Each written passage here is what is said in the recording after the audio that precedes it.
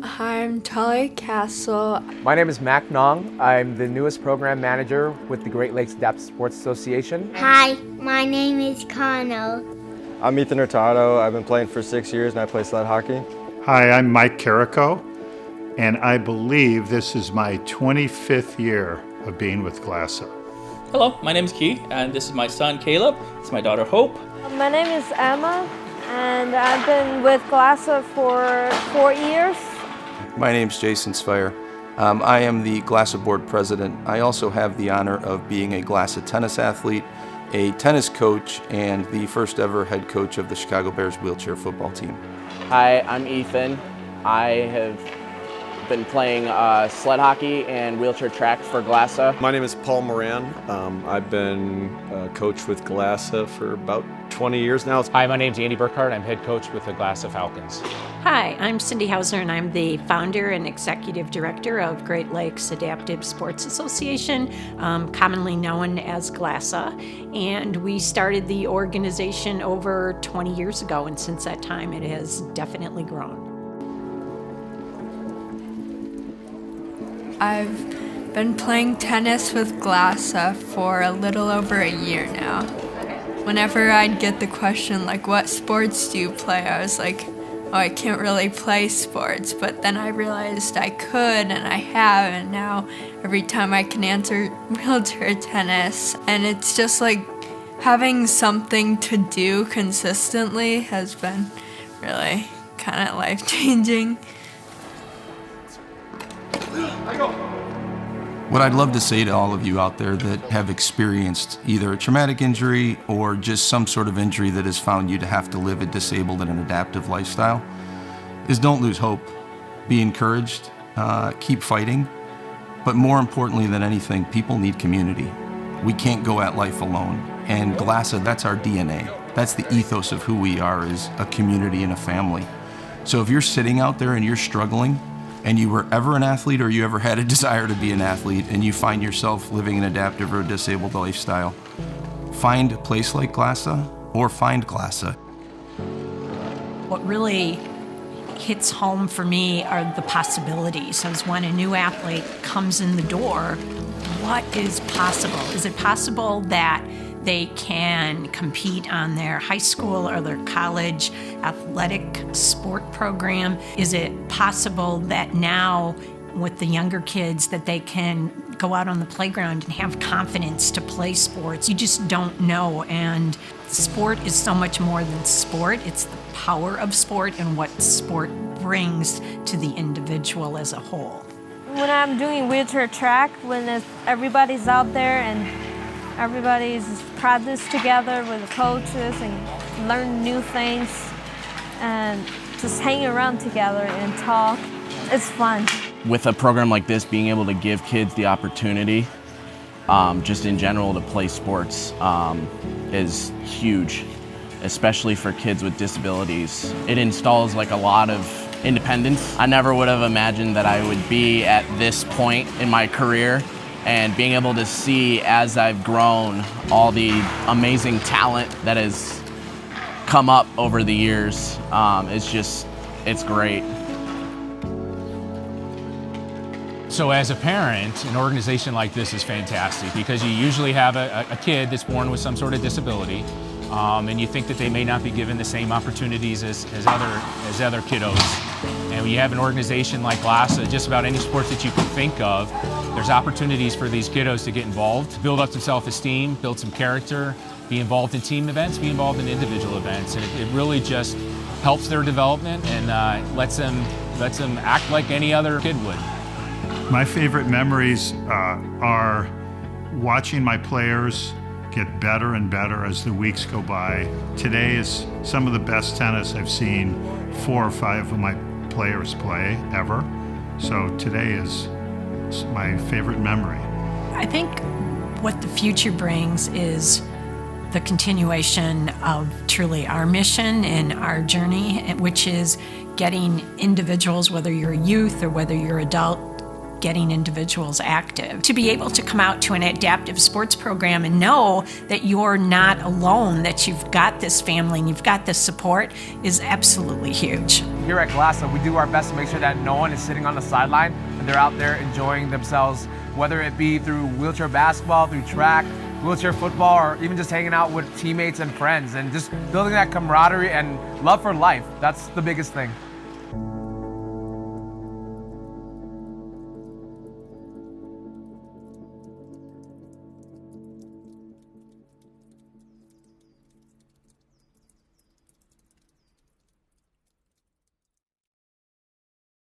Good evening, everyone.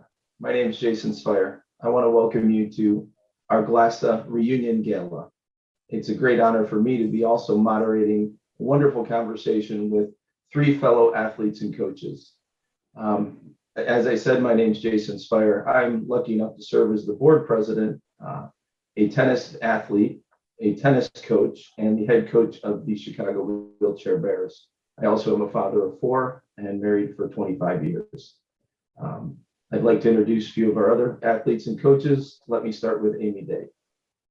Hi, I'm Amy Day. I am the head wheelchair track coach for GLASA. I'm also an ex-GLASA athlete. I've been with GLASA since 1995. I am also a Paralympian and a mother of 2. Thank you, Amy. I'd like to turn it over to one of my football athletes last season, Latoya Adams.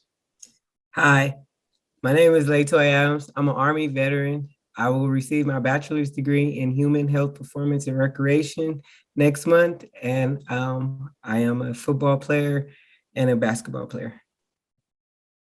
Thanks, Latoya. Without further ado, I'd like to hand it off to Michael. I'm Michael Asafa. I'm a current GLASA athlete. I've been with GLASA for better part of 8 years now. I run track and field as an amputee, so I run with a prosthetic blade.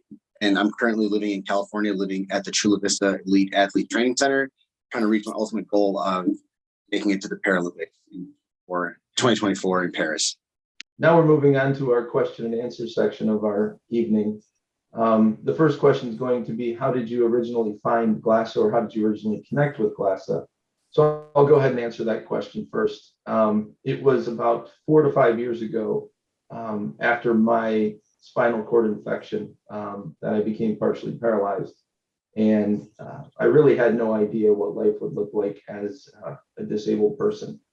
And it was actually pretty overwhelming for me and my family, because after being a longtime football coach and a longtime tennis player, things changed and I couldn't do any of that anymore. And it wasn't until I found GLASA that I felt like I could really actually start to live again, and kind of live life wide open, as I always have. So I connected with GLASA because I was looking for wheelchair tennis programs, and they connected me right away. And ever since then, I've now been playing professional wheelchair tennis, and I'm lucky enough to coach athletes of all ages, and I'm lucky enough to coach football again after a 21-year career of able-bodied coaching. So that's how I connected with GLASA. I'd like to turn it over now to Amy, and she can tell us how she connected with GLASA. Hi. Funny enough, I actually played tennis first too. I had a spinal cord injury that happened in 1985 when I was 2 years old. So I didn't have I wasn't living with a spinal cord injury without a spinal cord injury for very long. I don't know anything else. So when I did find GLASA, I was 12 years old. My parents ran into her at a grocery store, which is, I'm pretty sure, how Cindy finds a lot of her athletes. Yeah. And I was about 12 and tried tennis, and that just opened up the door to so many other sports for me, basketball and track. And I think I tried golf once. It wasn't my thing. Skiing, GLASA just offers so many different sports that it was an endless new community for me to be a part of. And you've been with GLASA since you were 12 years old? Yes. Since before GLASA was even established. So right. Yeah. I've known everybody, Cindy, for a while. Mm-hmm. That's fantastic. Yeah, thank you, Amy. Mhm. I'd also like to hear from Toy on this topic of how she was able to connect with GLASA. I got my information about GLASA from Milwaukee, VA. I was new to Wisconsin area as I came out here to learn about wheelchair basketball. And I'm just a competitive, outgoing athlete and wanted to know about where I can do adaptive sports. And they turned me to Micaiah, I believe that's her name. And ever since then, I've been doing sports with GLASA. I think Michaela. Michaela, thank you. Thank you. I could say that over if you need me to. Oh, that's great. Thanks, Toy. Yes. Hey, Mike, why don't you go ahead and give us a quick background on how you were able to connect with GLASA? Yeah, sure. So I became an amputee when I was 19 years old. So it's just been 10 years now. So after I lost my leg in a train accident, I knew that I still wanted to be active. And, all throughout high school, I was a good athlete, nothing crazy, but I knew that I still wanted to be involved in the, athletic world. So an organization in Nashville called Amputee Blade Runners, they donated my first blade to me. And it took me to a meet in, Oklahoma, the Endeavor Games. And that was the first time I got to compete, and I saw these athletes. So from there, I didn't know what to do. I was kind of on my own, and I just Googled, more track meets, and I found one that I was eligible for. It just happened to be the National Junior Disability Championships, NJDC, and I was eligible for it because of what I did at the Endeavor Games. And like I said, I didn't know anybody, so I was just walking around, probably looking for a burger, and Cindy walks up to me. She's like, "Hey, who's this guy with the blade? I've never seen him before." And I told her I'm in the Chicago area, and she said, "I'm with GLASA." And luckily enough, we connected that day, and she brought me into the GLASA family after that. That's fantastic. I was actually just going to ask you if you were from the Chicago area, because you're lucky enough to be sitting in the sunshine right now. I'm very lucky to be in Cali, but yeah, I am from the Chicago area. So wonderful. It was a lucky coincidence that we met there. Yeah, well, that's how it seems like Amy said that's just how Cindy finds most of her athletes, at the grocery store, at the burger stand, it sounds like. So, well, thank you all very much. That's great.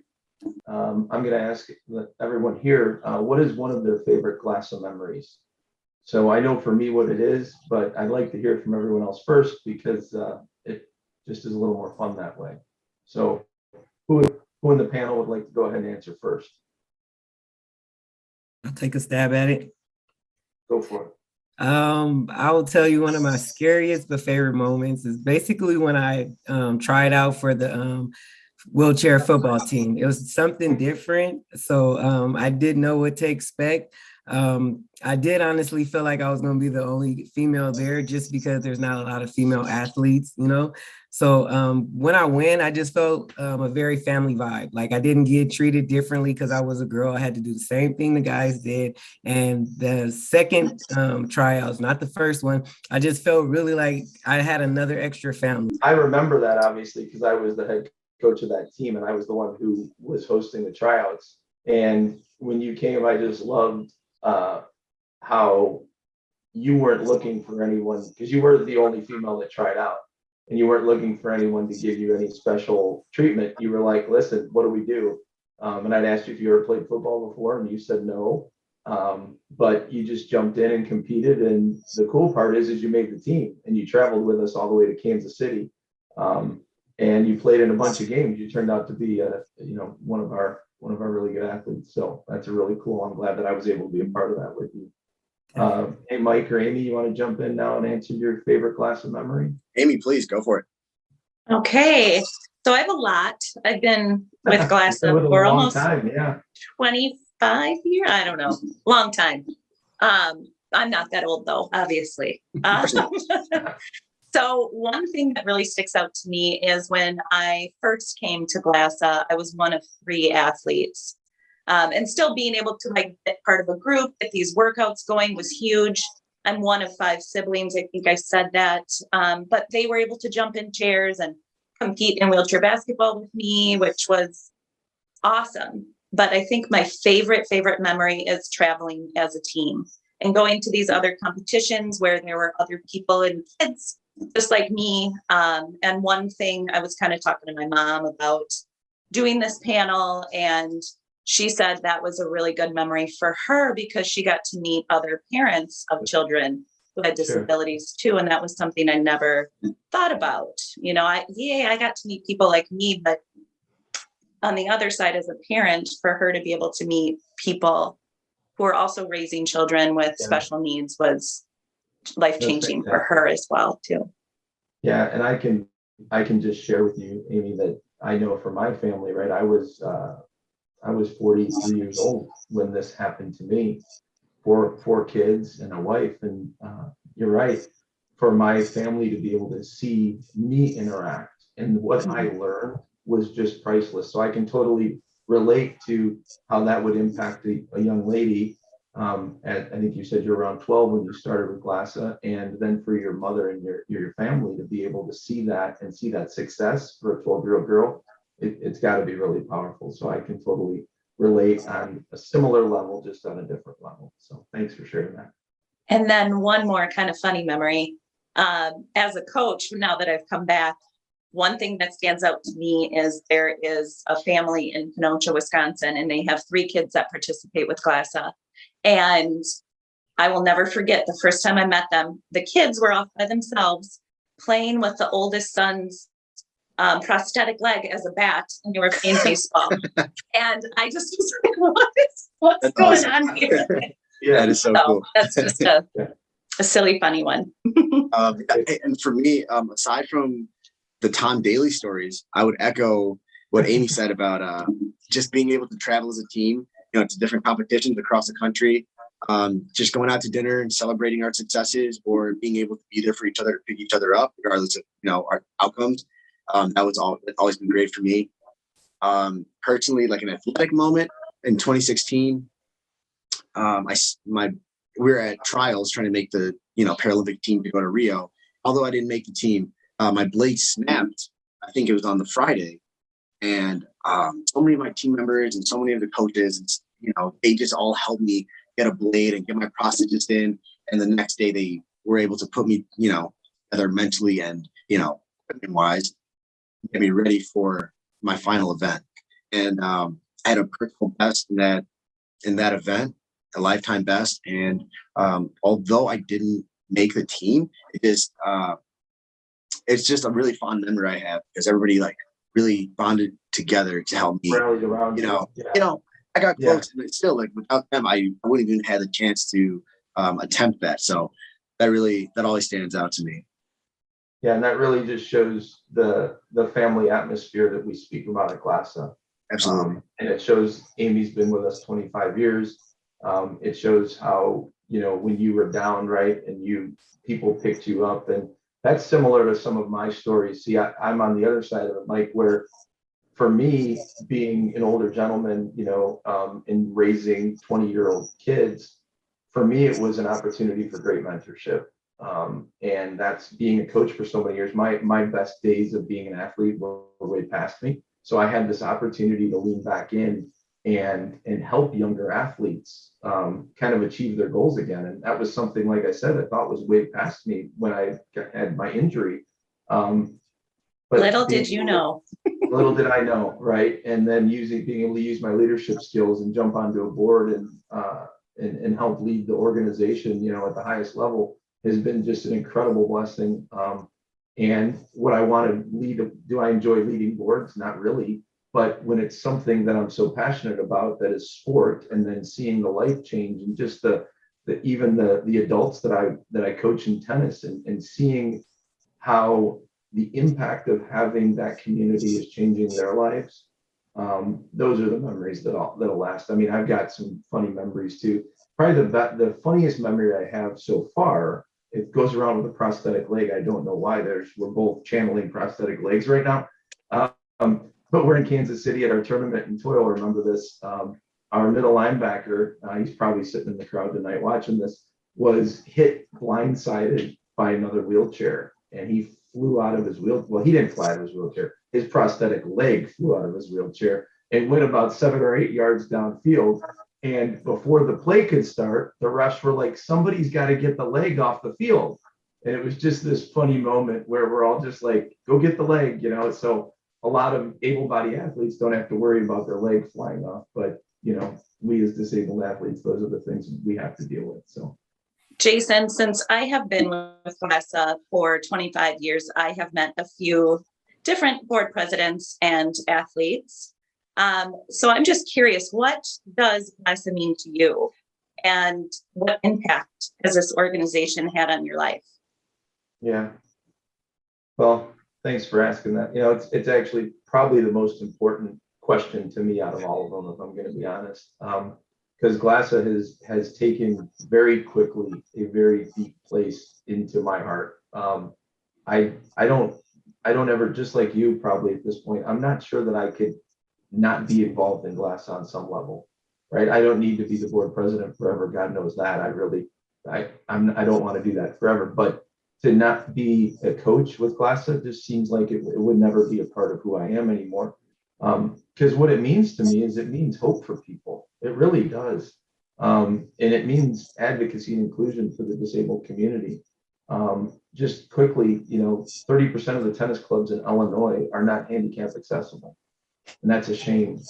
So what GLASA means to me is it's a beacon of hope for the disabled tennis community and the other, I think we've got over 20 sports, the other, and 1,200 athletes, the other 1,200 athletes. It's an opportunity for hope for them. So for me, it's leaning in fully to making sure that every disabled person that we have reached to has an opportunity to compete in some sport. And what personal impact for me, it's like I said earlier, it's life changing. When you're 42 or 43 years old, and you suddenly find yourself partially disabled, using the wheelchair, and everything in your life has changed radically, quickly. It wasn't a slow roll. It was like, you know, within 3 or 4 months, I found myself in that position, and everything that I had known had changed.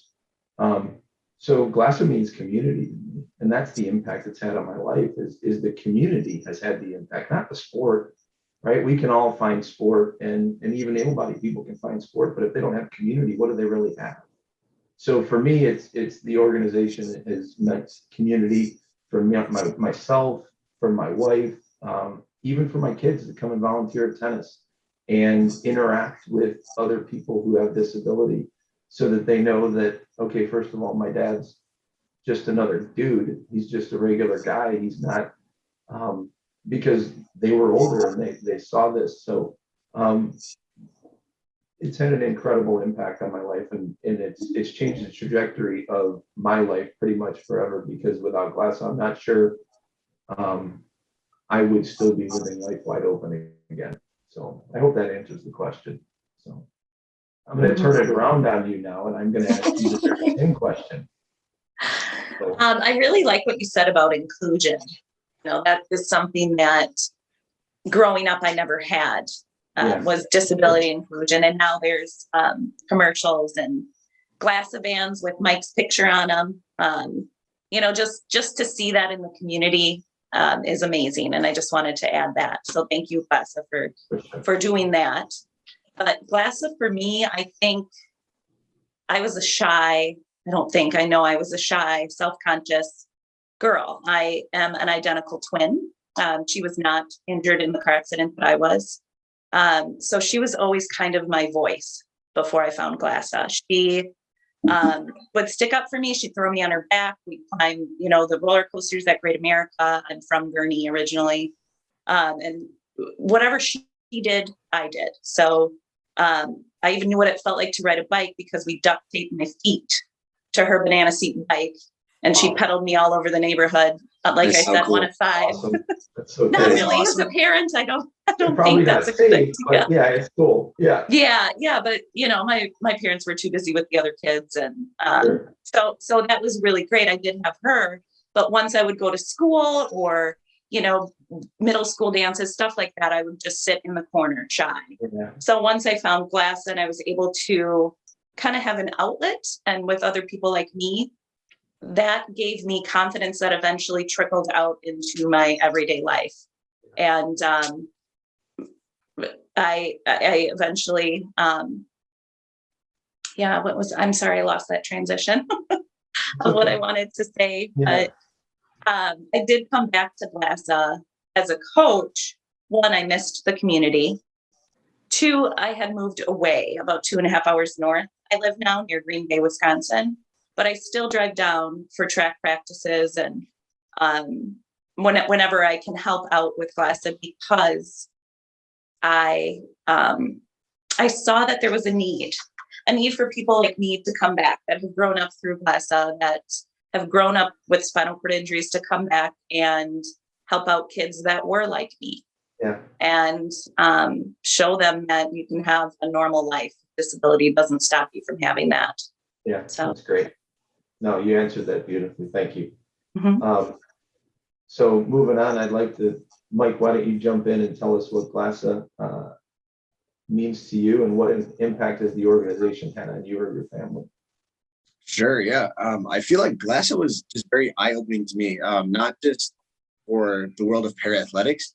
I think I've always been a kind person, but as far as disabilities go, I don't think I was very knowledgeable, or I wasn't very exposed to it prior to my accident. So what GLASA did for me was it opened my eyes to this world of opportunity for not in the sense of just athletics, but of people's resilience, right? So if people wanted to wakeboard or play tennis or basketball or hockey, they're going to find a way, regardless of how many limbs they have, how much motor function they have.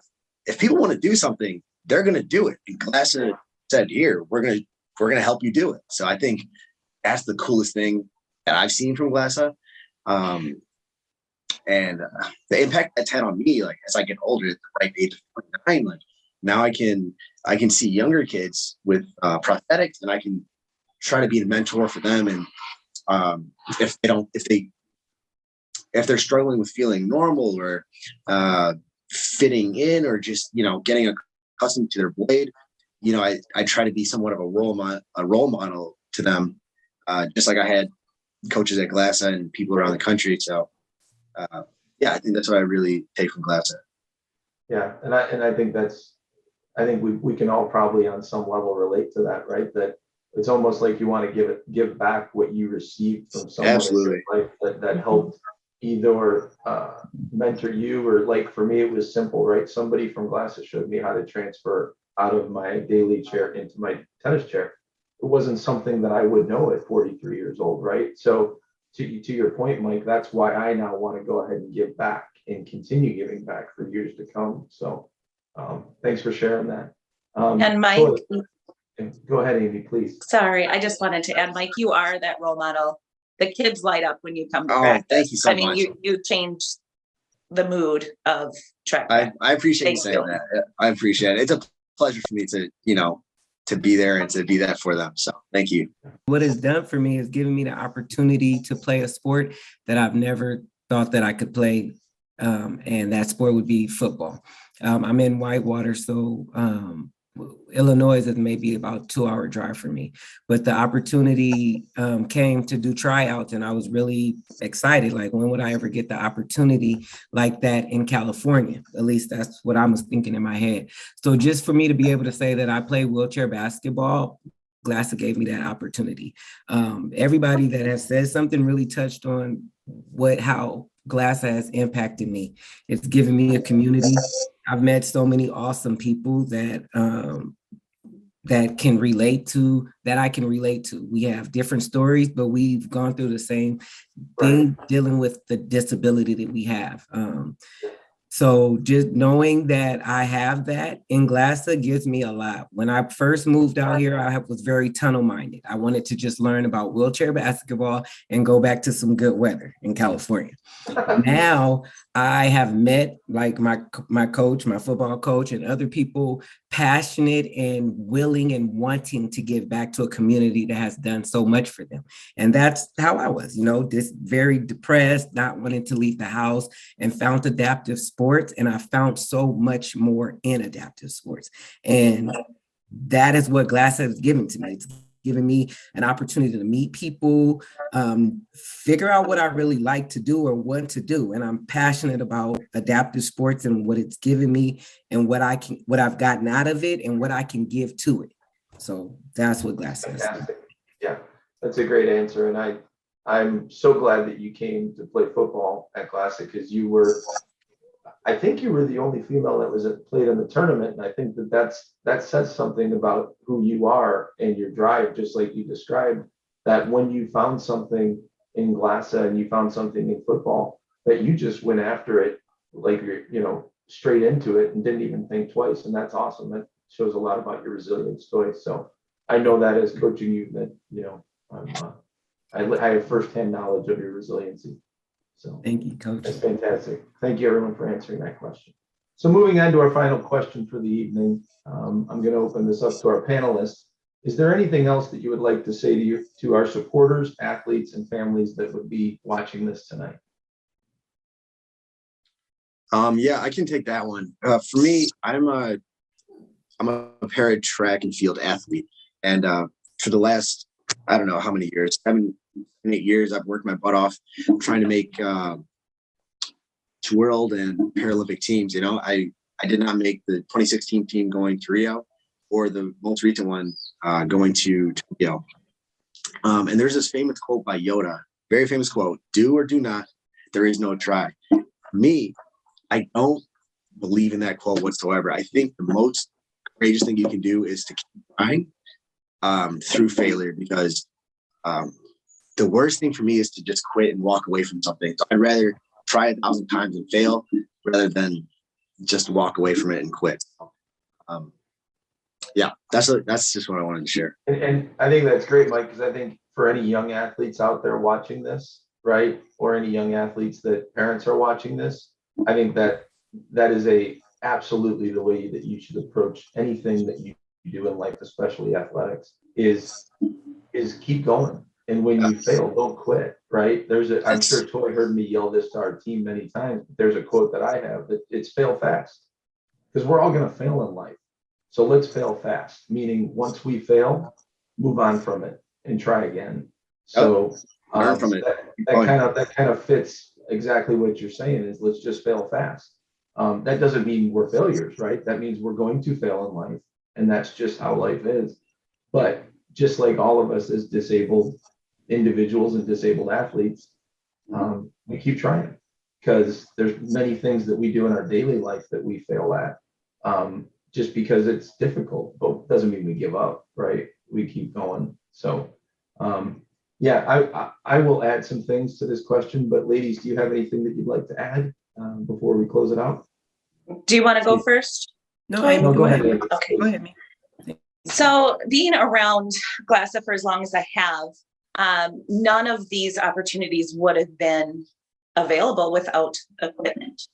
And wheelchair equipment, just para equipment in general, is outrageously expensive. So I just want to say thank you to people who have donated in the past, who are donating now.